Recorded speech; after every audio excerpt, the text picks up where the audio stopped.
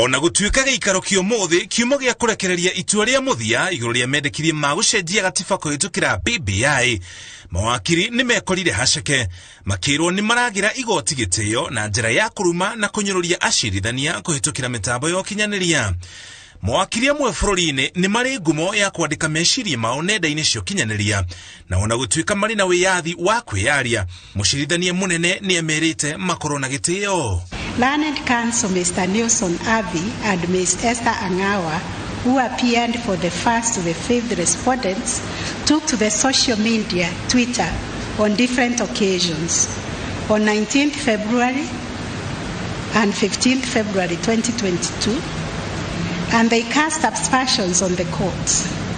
For counsel to appear before the apex court, then proceed to hurl unnecessary diatribe, insults, and speculations on appending judgments amounts to unethical conduct on the part of the counsel. Mawakiri aya eri ni amwe a batoni ya mawakiri arĩa makoretwo cira-inĩ wa gũcenjia watho kũhĩtũkĩra BBI kuma igoti-inĩ inene nginya igoti rĩa gũcokia macira riko.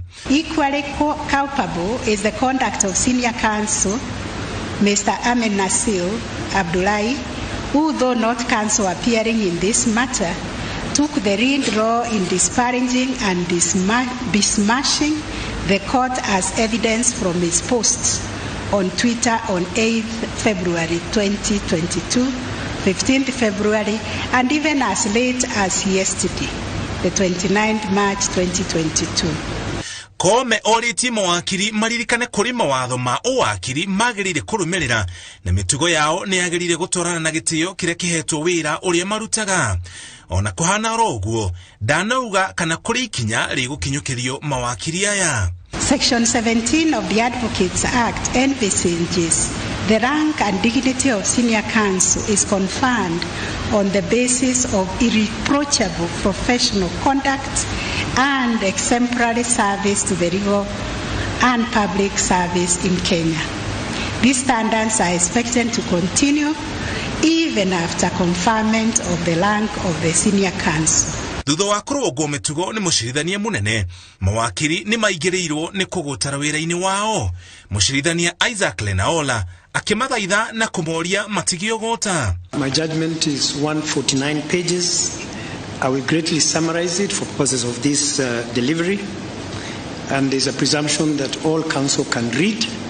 So please do read it, because other teachers of law tell me that counsel hardly read judgments these days. Please try and read these ones.